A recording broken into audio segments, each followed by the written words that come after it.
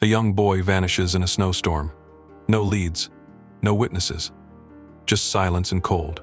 But then, from deep within the forest, a dog appears, an old Belgian Malinois named Echo, once presumed dead.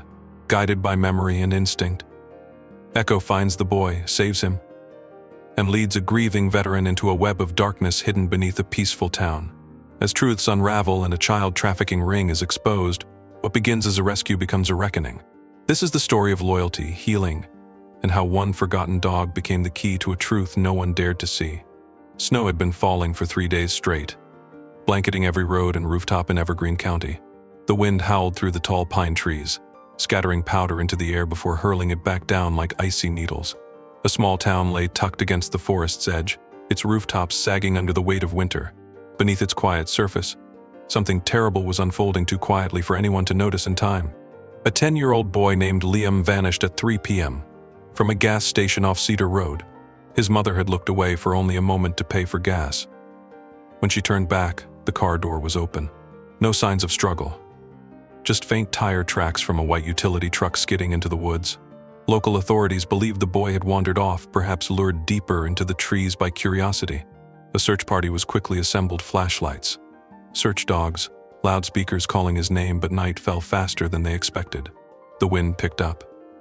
Snow covered all signs. Any trail that may have existed was swallowed whole. No one paid attention to the dog standing at the edge of the woods. It didn't bark. It didn't howl. It just stood there still and lean, as if carved from the very snow that surrounded it. Its black and tan coat, typical of the Malinois breed, made it blend into the dimness like a shadow with breath. There was no collar, no tag, only a pair of amber eyes locked on the void ahead, as though waiting for something specific. Members of the search team walked past it without pause. To them, it was just a stray drawn to the lights and the warmth of people. But it wasn't looking for warmth. It was listening. Somewhere inside it, something old had awakened, commands, the crackle of radios, sirens, the urgent voice of a man it once followed through fire and flood. Echo. That was its name. A name shouted hundreds of times during drills, during rescues, until 2 years ago, when a late-night chase ended in a wreck off a ravine. Everyone thought Echo had died alongside its handler, a tactical officer named Kerr. But Echo hadn't died. It had survived, injured, alone, and forgotten. Until tonight, when the scent of a boy, mingled with fear and blood and snow, reached its nose like a whisper it couldn't ignore. Echo lowered its head and moved. It didn't run, it paced with the silent patience of something trained not to waste energy. The smell was faint, almost buried under layers of cold. But another signal was there too, a vibration in the air Echo had heard before. Not screams, not voices, just presence. Faint life, like the dying breath of someone the world had left behind. Echo had followed that sound through collapsed buildings and landslides. It had heard it from car wrecks and burning houses. It meant someone was still alive. The dog crossed a trail long abandoned. Pine branches heavy with snow arched overhead like frozen arches. Night deepened. But Echo didn't need light. It knew what to look for: the smell of engine oil, the treads of tires too fresh for this road, and a small square of fabric snagged on a branch. It was mint green, child-sized, still warm. Echo sniffed once, then pressed forward. It passed an old logging path where the snow had settled oddly, crushed in uneven patterns that only something with training might notice. At the base of a ridge, the wind died slightly. A split in the terrain led into a narrow gorge, sheltered from the worst of the storm. There, half collapsed and hidden behind snow-laden bushes, was a shack. The roof sagged, door ajar, walls leaning with rot. Echo moved closer. The scent was sharp now. Blood, hunger, fear. The door groaned as Echo pushed it open with its shoulder. Darkness clung to the inside like wet cloth. The air reeked of mildew, old wood, and something fainter but worse, something Echo remembered from search missions involving children. In the corner, curled in on himself like discarded clothes, lay a boy. Liam, small, still. Echo stepped forward. No reaction. The boy's breath came in shallow, irregular bursts, nearly silent. His hands were bound. His skin was pale and cold to the touch. The dog nudged his face. No flinch, no words. But his eyelid twitched slightly. Echo lowered itself beside him, curled up with its back against the boy's spine. The warmth of its body began to press against the cold. It didn't move again. It didn't sleep. It simply stayed still and breathing its body a furnace against the storm. There were no sirens here. No commands. No handlers giving orders. Just an old dog with a duty it never forgot, and a child who needed to live until morning. Morning in the forest did not come with light. It came with silence. A heavy, muffled quiet that blanketed everything in frost. The trees stood like frozen sentinels, and the wind no longer howled but whispered, low and secretive, as if afraid to disturb what had survived the night. Inside the collapsing shack, Echo stirred first. His ears twitched. The boy's breathing was still shallow but steadier now. There was color returning to his lips, and though his eyelids remained closed, the tightness in his face had eased. Echo shifted his body, rising slowly so as not to startle the fragile heat he had preserved through the storm. His muscles ached from staying still too long, but he didn't shake off the cold like other dogs might. He knew the boy needed more than warmth. He needed motion. He needed to leave this place before it became a coffin. Echo nosed gently at Liam's shoulder. The boy groaned faintly, not from pain but from the confusion of waking. His eyes fluttered open. They were a muted hazel, dulled by exhaustion and trauma. For a second, he stared blankly at the shadows above. Then he saw the dog. He didn't scream. He didn't cry. His lips parted, but no sound came out. Echo tilted his head and nudged him again, this time harder. Liam blinked and shivered, trying to move his arms. They were still bound, the rope biting into his skin. Echo leaned in, took the knot between his teeth, and began to chew. It took time. The rope was frozen stiff, and his teeth were old now, dulled by years of disuse. But he didn't stop. Each tug loosened another layer. Each grind of tooth against fiber brought a little more freedom. Eventually, the final thread gave way with a muted snap. Liam's arms fell forward, useless from cold. He collapsed onto the floor like a puppet with its strings cut. Echo waited. Liam didn't move. His breath rattled faintly, but he remained conscious. The boy looked at his hands, red and swollen, and then at the dog. He whispered something, but his voice cracked. It wasn't a word, not quite. More like a sound that wanted to be a name. Echo stepped forward and pressed his body against the boy's side again, not to lie down this time, but to help. He crouched low and remained still. It was not instinct. It was memory. Years of training. Dozens of drills. Victims too weak to walk. Children too cold to cry. Echo had been taught to serve, to brace, to carry. Slowly, Liam's arms reached for him, fingers clutching fur like rope. He moved one leg over, then another. It took nearly a full minute, but at last he slumped across the dog's back. The weight was almost nothing, a scarecrow in the shape of a child. But Echo adjusted his stance, tightened his body, and turned toward the door. Outside, the storm had not returned, but the forest was still. Too still. Echo moved with care. Each step pressed deep into the snow. His paws left clear prints, and the weight of the boy pressed into his spine like a second heartbeat. It was not a burden. It was a mission. Trees passed slowly. The path ahead was uncertain, but Echo remembered. The cabin. The old path from his former patrol routes. The scent of smoke in the air meant someone had fire, and fire meant shelter. Hours passed in this slow, determined march. Liam dozed on and off, his fingers curled tightly into Echo's fur. At one point, his voice broke the silence, so faint Echo almost didn't hear it. Cold, he whispered. Just that, not fear. Not pain. Just truth. Echo pushed forward. The trail dipped into a hollow between two ridges and the wind shifted. Ahead, faint and flickering, was the scent of cedar smoke. Not just any smoke.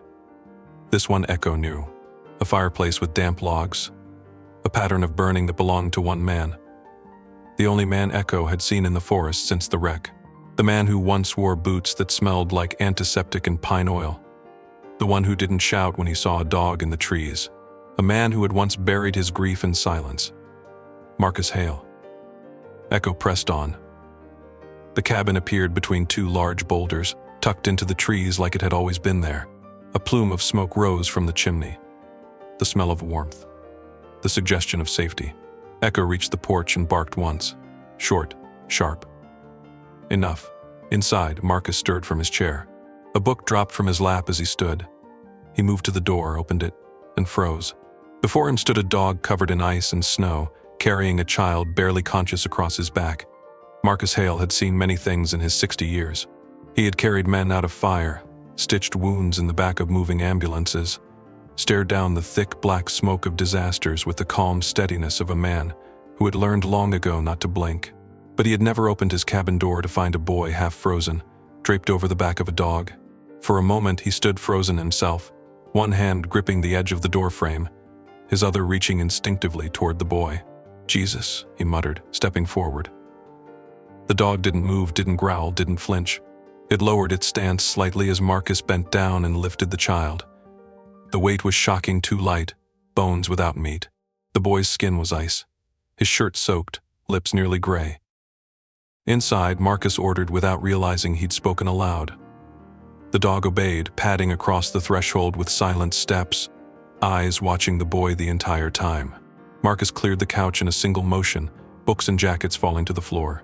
He wrapped Liam in the thickest wool blanket he owned, pulled from a cedar chest in the corner, and then knelt beside him. Fingers moved quickly. Pulse. Breathing. Pupils. His hands remembered what his mind had tried to forget. The boy stirred slightly, enough to let out a faint whimper. He was alive, but barely. Marcus turned his gaze to the dog. The animal sat near the door, ears alert, body trembling from fatigue but unbroken. It was soaked to the bone, fur stiff with frost, but there was a presence in its eyes, a kind of focus he had only seen in working dogs. Service animals. K9 units. Soldiers without words. "You brought him here," Marcus said. Not a question. The dog didn't move.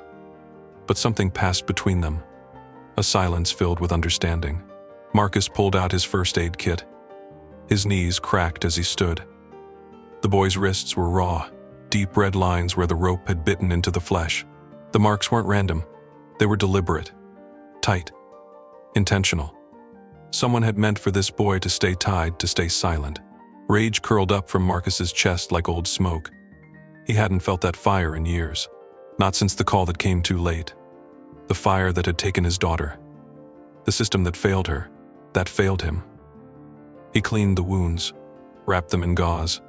He placed his hand gently on Liam's forehead and whispered, "You're safe now." Then he turned again to the dog. "You're not a stray, are you?" he said quietly. "You're trained. You've seen things." The dog stared back. No sound. No wag of tail. Just steady, waiting eyes. "What's your name?" Marcus asked, then shook his head. "Doesn't matter. You came for him. That's enough." Outside, the snow fell in softer waves now, thick flakes drifting down like ash. Inside the cabin, the fire crackled gently. Warmth crept back into the corners. Marcus sat in his worn armchair, watching the boys sleep. The dog curled up nearby, its body forming a barrier between Liam and the door. Marcus didn't sleep. He made coffee, poured a mug, let it go cold. He replayed the moment over and over the boy's body, the eyes that had stopped asking for help, the dog that had delivered him without expectation. In the early hours, Liam woke. His eyes opened slowly, tracking the ceiling as though trying to place where he was. Then he looked down and saw the dog resting beside him. His lips moved. "Is he real?" he whispered. Marcus moved closer. "He's real. You are too." The boy's voice cracked. "I thought I was dreaming." Marcus knelt beside him. "What's your name?" "Liam." "Do you remember what happened?" The boy nodded faintly. "He took me from the gas station. Said I was number 3. Marcus's breath caught. "Did he say anything else?" Liam hesitated, eyes flickering toward the dog. "He said if I screamed, no one would hear." And he was right. Marcus looked at the fire, then at the shadows dancing along the cabin walls. "Well, someone heard," he said softly. "Someone came." The boy reached out, fingers brushing the dog's side. Echo stirred but didn't rise. Liam's eyes closed again, this time not from pain or fear but exhaustion. A deep sleep. The kind that comes only when the body believes, if only for a moment, that it's safe. And in that moment, Marcus knew this wasn't the end of a nightmare. It was the start of something else, something harder.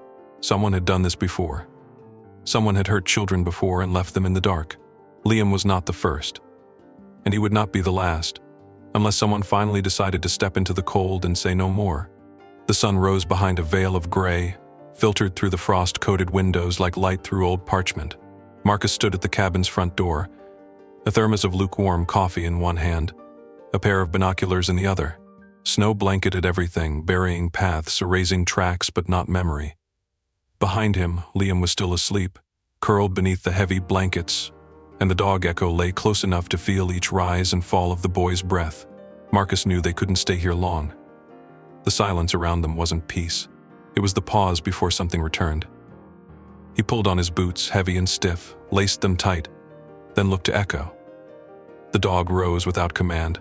His stance was low, deliberate. Marcus didn't question it. He opened the door, letting in a gust of cold air that bit at his face like knives. The forest greeted them with silence, a silence that whispered of things hidden beneath the surface. They set out, retracing Echo's steps from the night before, following the dog's memory as much as Marcus's instinct. The snow had crusted in the upper layers, making each step crack and groan. But Echo moved as if guided by something more precise than scent. His ears twitched. His nose hovered close to the ground, then veered sharply left. Marcus followed. A half-mile into the woods, they reached the first sign, a broken branch. Splinters of pine scattered oddly across the snow, as if something had been dragged through it. Another few paces, and there it was, a depression in the snow where something had once lain. Liam. The shack was just beyond that point, a sagging skeleton of a structure wedged between two crooked trees. Marcus approached cautiously. The door creaked as he pushed it open. The smell hit him first, mildew, rust, something sour beneath it all. He stepped inside. The light was dim, and the cold clung to the walls like breath held too long. Echo stepped in beside him and stopped near the far corner. That's where Liam had been. Marcus saw the ropes first, twisted and discarded, still coiled with intent. Nearby, a patch of blood had soaked into the rags. But it was what hung on the wall that made Marcus freeze. A symbol, carved crudely into the wood, half obscured by mold and time. A 5-pointed star. Not a pentagram. Not something ritualistic. More like a mark. An identifier. Marcus snapped a photo with his phone. His hands trembled slightly. He had seen that symbol once before. Not in person, but in a file. Years ago. A case involving missing children from the next county over. No arrests. No follow-up. The case just stopped, sealed in silence. He stepped out of the shack and took a slow breath. Then he pulled out his phone again. There was only one person he trusted with something like this. Irene Cho, a journalist, former investigative lead at the Herald, now working freelance after getting too close to a trafficking ring that nearly cost her everything. He sent a photo of the symbol, then typed, "Need your eyes." It happened again. She responded 10 minutes later. "Where are you?" He gave the coordinates. "I'll be there by sunset." By the time Marcus and Echo returned to the cabin, Liam was awake, curled on the couch, a bowl of broth untouched in his lap. His eyes tracked Marcus as he entered.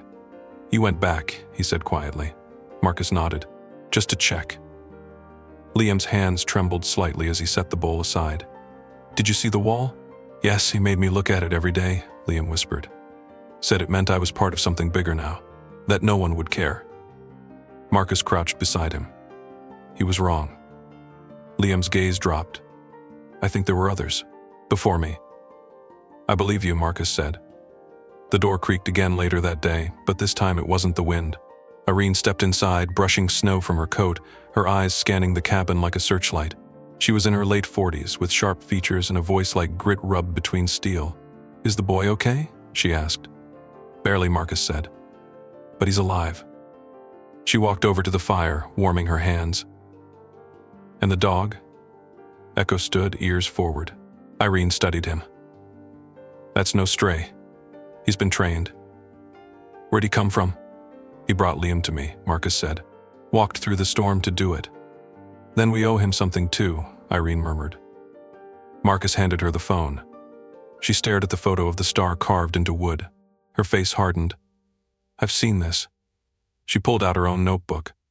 Newspaper clippings, half-torn case notes, pins and dates. 2 kids disappeared in Ridge County last year. One was found near a quarry. Alive. Star carved into her back wall. The other was never found. She paused. Their files were locked within a week. Sheriff said it was a family issue. But it wasn't. Marcus looked toward Liam. The boy had fallen asleep again, hand resting gently on Echo's back. "If they're hiding something," he said, "then it goes deeper than we thought." Irene nodded slowly.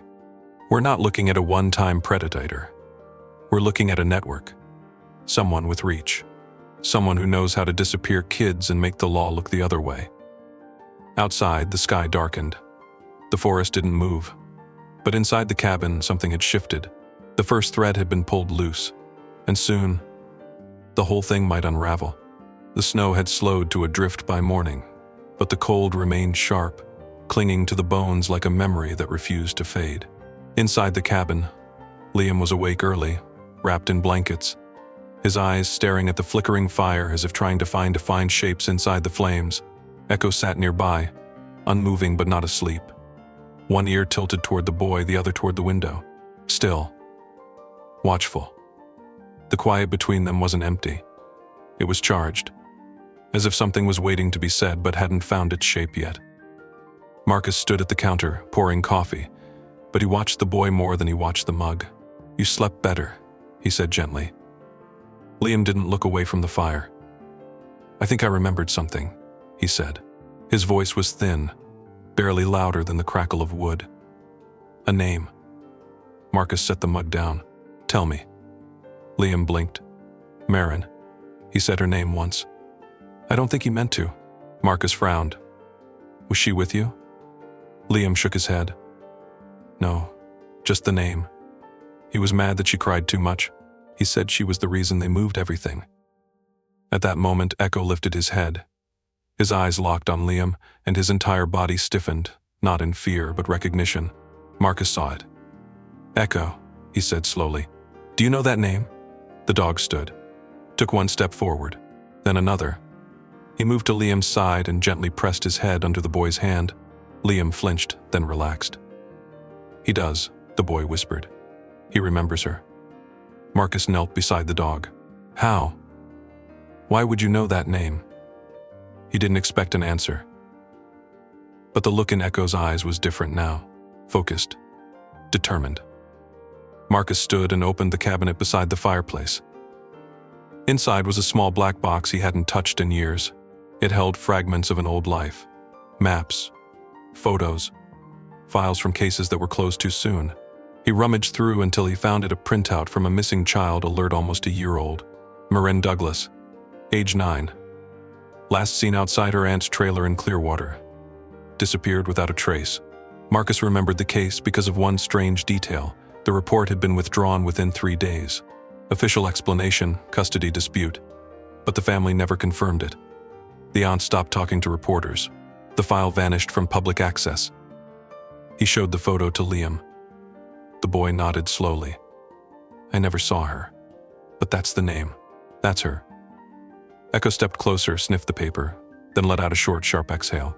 Marcus stared at the dog. "You were with her, weren't you?" Echo didn't move. But something in the air had shifted. The cabin felt suddenly smaller, heavier, like the walls were leaning in. That afternoon, they returned to the woods. Not toward the shack this time, but the ridge beyond it. Echo led. No hesitation.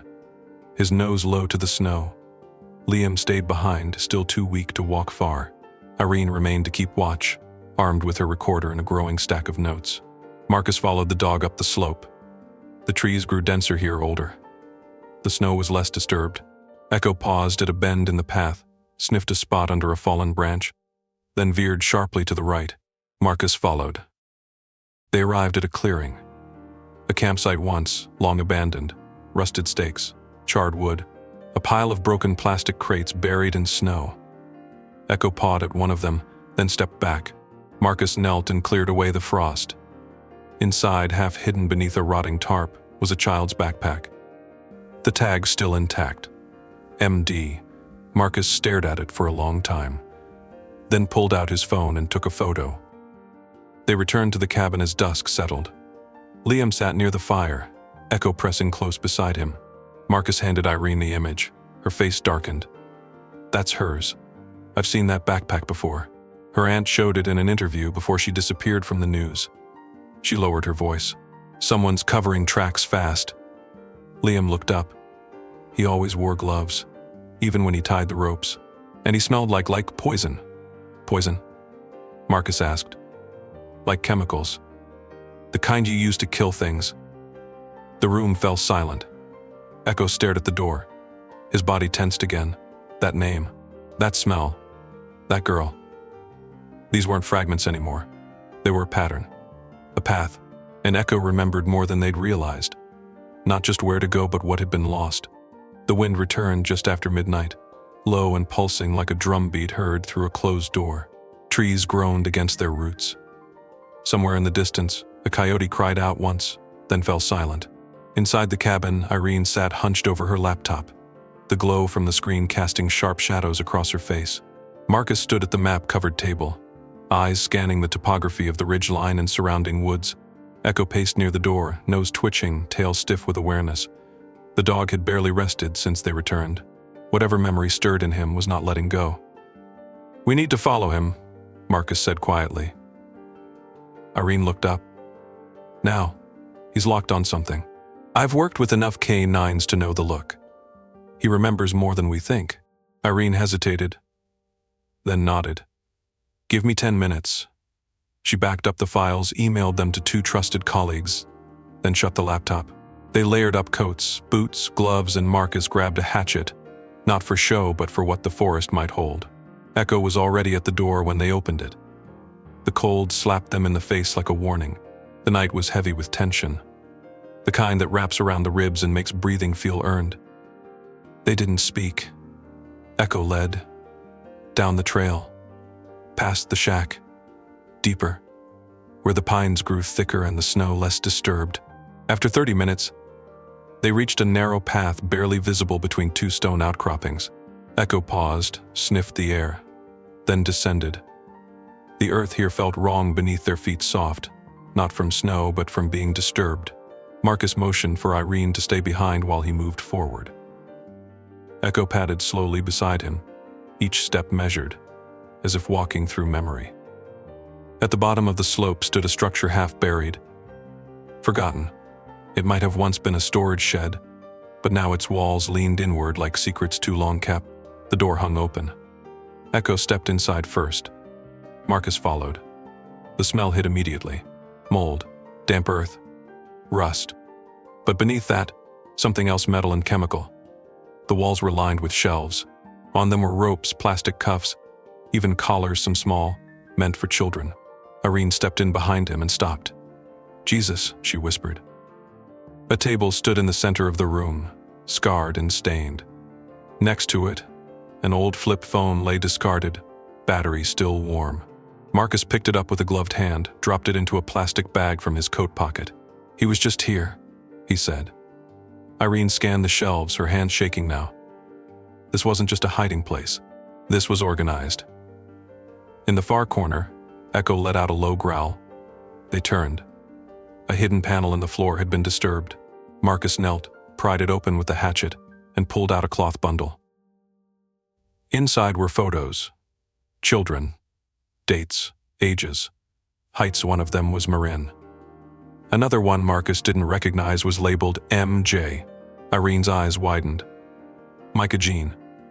That was the boy reported missing from New Hope 2 months ago.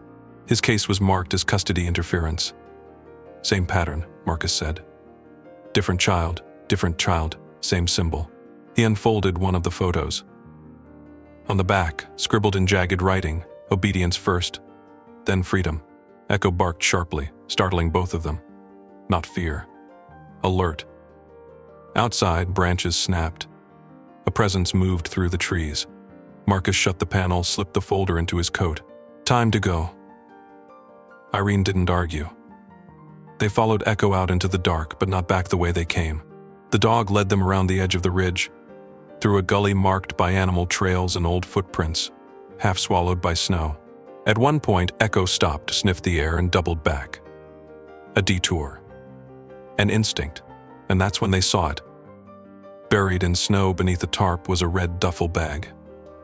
Inside burned documents, partially melted camera equipment. A hard drive cracked along one edge. Marcus pulled a scorched label from the side. It read Evac Kit 3, RH Base. RH, Irene whispered. Red Hollow? Ridgehaven. Or someone's initials, Marcus replied. Either way, this was staged. He was cleaning up. They returned to the cabin by dawn. The wind had died again, but the silence had changed. It no longer felt like waiting. It felt like watching. Liam sat near the fire, rubbing Echo's ears. He looked up. You found something. Marcus nodded. We found where he kept you, and others. Liam's voice trembled. There was a girl. He said she wasn't good at being quiet. He took her away. She never came back. What was her name? Marcus asked. Liam hesitated. May, or Maddie. She had a scar on her eyebrow and she always hummed songs. Irene opened her notes, flipping to a file she hadn't looked at in months. A missing girl from a town 2 hours away. No leads. A soft hum began to form in Liam's throat almost without him realizing. Echo sat straighter. His ears perked. He stepped forward and pressed his nose to the boy's hand. Liam stopped humming. That was her song, he whispered. She taught it to me. And that's when Marcus knew they weren't chasing shadows anymore. They were walking straight into the heart of something that had never wanted to be seen. And Echo had just shown them the way. The town of Ridgepoint had never felt more ordinary. White picket fences still lined the streets. Flags fluttered from porches. People nodded to each other in grocery store aisles. But Marcus knew better now. He had seen what was buried beneath the surface files destroyed, names redacted, stories rewritten in silence. And now, standing in the town records office, staring at a faded building permit, he saw the name again, George Avery. The signature was familiar. So was the handwriting. The same loops and slants that had appeared on the back of the photo labeled Obedience First. George Avery wasn't just a local businessman. He had once donated to the search and rescue unit. His company built shelters, sponsored youth centers, gave grants to local law enforcement. He was, by all appearances, a benefactor. Marcus stared at the paper in his hands, while Echo sat beside him on the cold tile floor. The dog had grown tense again. Every time that name was spoken, his body seemed to recognize it before Marcus could. You've smelled him, Marcus whispered. You've heard his voice. Irene stepped out of the adjoining room, holding a folder. Property purchases under 3 different names, she said. But they all link back to Avery Construction. Remote parcels. Forest lots. 2 with permits for utility outbuildings. She paused, including the one where we found the bag. That night, back at the cabin, they laid everything out on the floor. Photos, names, coordinates. Echo lay in the center, silent, watching each piece fall into place. Liam curled up beside him, but he was no longer trembling like before. He had grown quieter, yes, but also sharper, alert. A boy who had passed through fire and come out with clearer eyes. He always wore a long coat, Liam said, eyes half closed. And he never smiled with his eyes, just his mouth. Like he was pretending. He used to say we were special, that we were being fixed. Irene's hand tightened around her pen. He thinks he's curing them, she said, or shaping them into something. Obedience first, Marcus muttered. Then freedom. Classic conditioning language. It's a framework. This isn't just random abuse. It's a system. Then came the message. A USB envelope slid under the front door sometime past midnight. No footsteps, no knock. Just the soft slap of paper against wood. Echo was the first to react. He leapt up, growling low and steady. Marcus retrieved the envelope, opened it, and plugged the drive into an old laptop. A single video file. No title. No timestamp. The footage was grainy. A room. Concrete walls. A single chair. A child sat there. Not Liam. A different boy. Silent. Thin. A man's voice, distorted, echoed through a speaker. Sit still. Look at me. The boy's head tilted slightly. Good. Obedience brings peace. The screen flickered. A second clip. Same room. Another child. This time a girl. Her hands trembled. "Say it," the voice demanded. "Freedom comes after obedience." Her voice cracked. "Freedom comes." The screen went black. No faces were shown. But in the corner of the frame, barely visible, was a reflection. A glass panel. A shadow moved behind it. A tall man. Broad shoulders. A flash of a ring on his hand. Irene paused the video, zoomed in. The ring bore an insignia. "That's the same crest used in Avery's building company logo," she whispered. Marcus sat back, eyes heavy. "He's not just involved. He's orchestrating it. And he knows we're onto him," Irene added. "That video, it's not a threat. It's a warning. He's showing us what we're too late to stop." Echo stood and walked to the door, his tail rigid, his breath steady. Marcus followed him outside. The snow had stopped. The sky above was dark but clear, stars like pinpricks. On the porch steps, Echo sniffed the air, then growled, not with fear but purpose. "He was here," Marcus said. Echo lowered his head and pressed his nose to the wood. Then he began walking toward the tree line.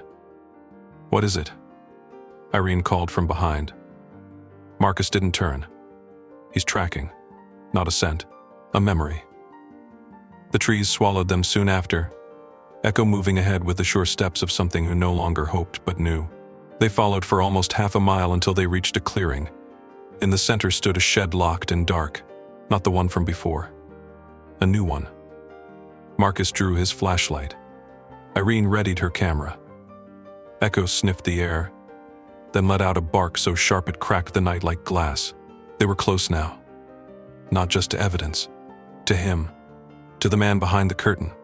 The shed loomed in the center of the clearing, squat and silent, its wooden slats weathered gray by seasons of snow and wind.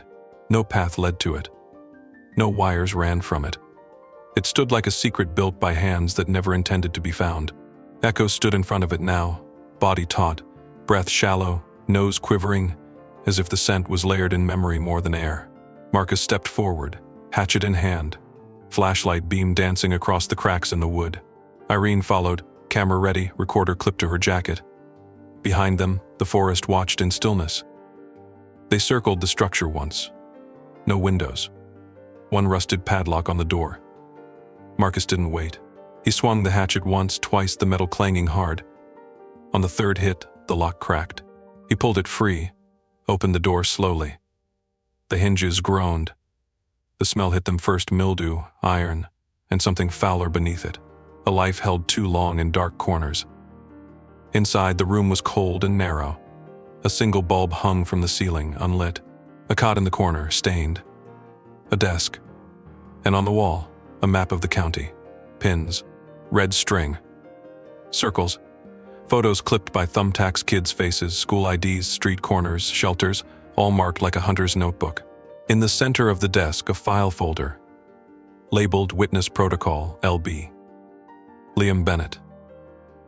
Marcus stared at it, rage rising like heat. Irene opened it carefully. Notes typed in sterile language. Behavior logs, progress reports. A final page scheduled for relocation. Status incomplete. He was documenting them, Irene said. Studying them. Echo moved deeper into the room, nose to the ground. Then stopped at the far wall. He whined. Marcus looked closer. A second panel. Hidden hinges. He pushed. It gave way. Behind it, stairs. Stone steps, leading down into the earth. Cold air rose from the opening, sharp and metallic. "This is it," Marcus whispered. Irene's voice was low. "Do we call backup?" "No time," he said. "You record. We expose." They descended. The stairs led to a concrete hallway, barely lit by emergency strips along the floor. Each footstep echoed. Echo walked ahead without fear. At the end of the hall was a door. Marcus reached for the handle, unlocked. It creaked open. Inside were cages, not bars, crates, steel mesh, padded interiors. 3, 2 empty, 1 occupied. A girl, maybe 6, curled tight like an animal trying not to exist. Her eyes widened at the light, at the sound, but when Echo stepped forward, she moved. Slowly. Her fingers reached through the bars and touched his nose. Echo didn't move. He only closed his eyes, let her feel the heat of him.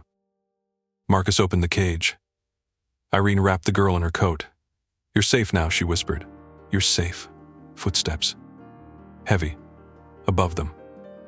Marcus spun, grabbed the hatchet. Echo growled. From the stairwell, a figure appeared. Tall. Heavy coat. Gloves. A face both ordinary and unforgettable. George Avery. His eyes didn't show surprise. Only calculation. "You shouldn't be here," he said. "Neither should she," Marcus replied. "This ends now." "You don't understand what I've built," Avery said calmly. "You think this is abuse? But I've freed them from chaos, given them purpose, structure." "Obedience first," Irene said bitterly. "Then freedom?" "Exactly," Avery said. "But no one ever listens until they have to." He reached for something in his coat. Echo lunged. It happened fast. A snarl. A stumble. The flashlight clattered to the floor. Marcus moved. The hatchet struck Avery's arm. The man cried out. The gun never cleared his jacket. Echo had his arm. Marcus had his shoulder pinned. Irene pulled the girl back, shielded her. Avery thrashed, but not for long. He was bleeding. And for the first time he looked afraid. Not of Marcus. Not of pain. Of exposure. 20 minutes later, state police arrived. Irene had sent the signal the moment she found the file. It was enough. More than enough. The girl was safe. The shed was searched. Evidence collected. Photos. Footage. The other sites Avery purchased already being raided. The web unraveling. Outside, the wind had calmed. Echo sat by the porch, head low, body tired but still. Liam stood beside him. "You found her," he said. "You remembered." Echo blinked once, slowly, then rested his head against the boy's leg. In the days that followed, headlines spread across the state. Child trafficking ring tied to prominent developer uncovered in Cascade region. George Avery charged with multiple counts. Investigations into other counties reopened. The system that had looked away too long was finally forced to stare. But in a quiet place near the woods, the real healing began. The cabin became something new. A center. Not official. Not government. Just safe. Marcus took in 3 children. Irene helped launch an anonymous reporting network for rural abuse cases. Echo stayed with them all. One morning, as snow melted into spring, Liam sat on the steps, a sketchpad in hand. He was drawing Echo, not with scars, but with strength. "He's not just a dog," Liam said. "He's a keeper of memories, of things we're not supposed to forget." Marcus stood beside him. "You're right," he said. "And thanks to him, we won't." The trees rustled gently in the wind. The last flame had burned through the dark, and in its place, something stronger remained. Thank you for staying with us until the very end of this journey. If Echo's story touched your heart, if it reminded you that even in silence, courage speaks, and even in darkness, loyalty can lead the way, please consider subscribing to our channel. Your support helps us continue sharing powerful stories of hope, healing, and hidden heroes. Don't forget to hit the like button, leave a comment with your thoughts, and turn on notifications so you never miss what comes next. Because sometimes, all it takes is one story to change how we see the world. See you in the next chapter.